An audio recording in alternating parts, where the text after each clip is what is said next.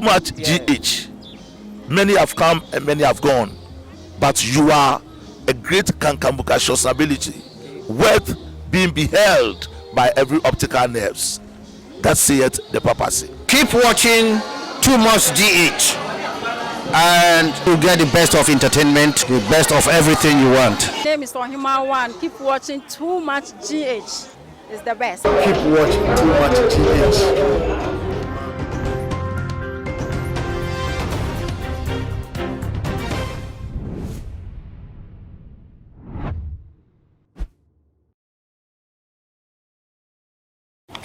Akwaba Shonko and Komawa Woshemesa Bri, Too Much GH, Fidi Cassie, Esso, Ekes Kapa, Enimidina, Gana Wahala Jumedi, and Ebre, Aso Semedi, Ever Sumona, said the Dani Diano, and Semno Edia, the two Edra Essaya, now wants to sweat ye a emu and Semna said, wants to wide in Chi, Ebi, and one. What's me, Eddie, atu Ida, Eddie, Amaye. Now, I was for your boy, Eddie, Era, and send a year now, watch ye, Chem, in a video, we were told Yapuno, so, a free, a young papa, Reverend Anthony Boakye, our that resurrection church, and fa say, walk, say, na then sorry, ma, one more ejaya, sorry, I just say, as omuba, sorry, no, Yamenam, or no, so resurrection power, Yame, nam or no, ya papa, Reverend. Wache eso na womanya ware womanya kunu womanya yere womanya ma womajuma koso nyoma tuto ye ede amom se wo ba eya asori nim na se nyoma we nyina koye ede emam na se wo fira asori nim a wono wo beba ba beje obeji ni nyoma nyina se ya ware a wo begunu eya wo ba wo beje no eya chese ejuma wo beje bibia se eya asori wo na wo ba na ade bi nya asa nyoma nyina kwade a enie na wono so ebeje na ebusuafo na wo kanen no wo de ye ne suffocate anase ne junior pastor anase ne elder bia wa ye no boni anase wa ye bibia ense emfata no ho ense mebetu dwa se che wo nam mo nam ono papa no so na wo munya eba na so se wo mo ka ne ho nsembone e wo abontene de keka ho enunti no wo ka se wo beje akwada no na no na nko ya mfama enkrofo dodo na de wo ma no atumu ebi na se de na critics no no ye papa amfa no ye ahogu no eso ma ye Avraham the Moshe ababonten achese wo no nso so wa ba be kasa ede afa yem papa Reverend Boakye the response anase upon senko for criticizing and said they were kan ye no enye na still na went me e bia ka wosanka according to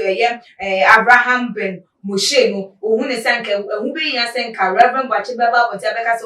e bia ye bufu anase se na ni nyina mu no wasa aba bonten anase o keka ensem bia ense emfata no na amachese wo no so nebo efu a wo aba bonten kase ehun be yan sanka na fo ene ebiem so ne yem papa Reverend Boakye obesua Bible no na wo mayi so wo common sense na Avraham ben Moshe was founder and leader of Common Sense Family Trinity Ephraim CSF na ebusuafo according to ne Avraham no ne nsem odi etu edwa say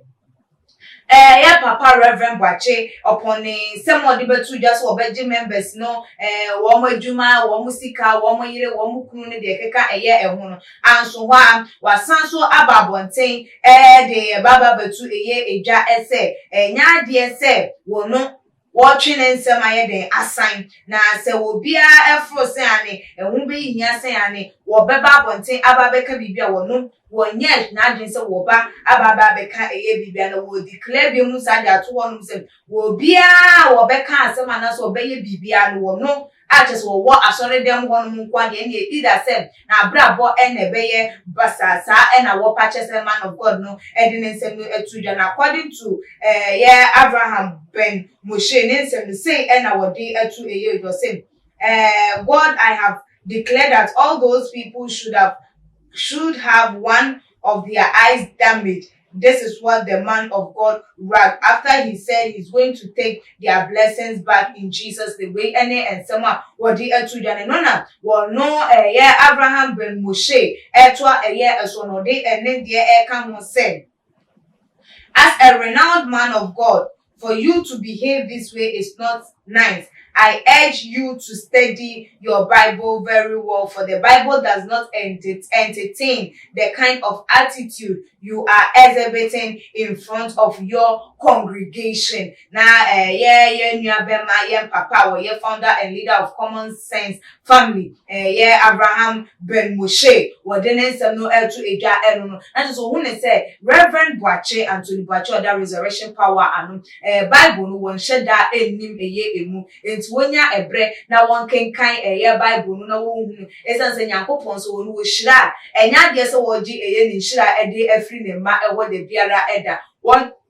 Jane Shira, it is papa Reverend Boakye Ekasem, say will be enam, and I say Yamenam no so Eshra will be, Yamenam so will be Jumana Sinipana Jaya sorry no, not a Muntin war, Jedi and not say Bia, Yamafro be and I would know a deep Juma. Now one bloom will be at so say and sorry man so ekam, so walk casa and say when you know one more at one, now almost soon to make us oh, Ebia papa, wait dear, be Yano Kwanswa and no, and I say wait dear papa, one casa, nothing in a almost at all my command no atum and no chess woman cast and man woman new common sense and no to obey yasa or no ever church or mama who said common sense dear and who and who being as in the pastor would be able to animum. Now and some I near Bema Avraham ben Moshe edit to E𝐻poses and on a magana for the Donna Eka say one no the uncle will see more sense or dinner no ever to a year and some no a sense or no only say I saw for the Donna a binum and some more kind of church no enye enchechepa na wo eye esuma ba ne se no bi owo han wo kana asema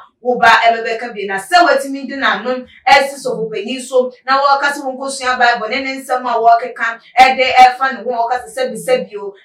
ye nyanse ni ya papa Reverend Boakye ne nsema wo kan kwampo no watene nkwa ena so na nyame a ye Reverend Boakye esum no ebetimi ne edi no so wo de na no asi na na musini eso na ebusuafo de Common Sense Family leader Eddie Ababa to E𝐻poses walk and once one drink Efa saying Fabra too much GH your comment section like a videos no na share our all the social media platform as soon. Na say wo pe Avraham ben Moshe na nsema wo kan na wetimi akọ Common Sense Family YouTube wa kwakwa tie nsema na long talk ajes wo tena tie de nsema nyina atu edwane no tie mu area na de nkofo kan say wo dipem say wo mo kase ni kwa so de na mutumu a na wo de abetu E𝐻poses de amaye say wo difo ensoso a na no soso wo de wadwenche no aka hu aha enam de mu ebesmidi de eKristo kapada sene yebesanisha.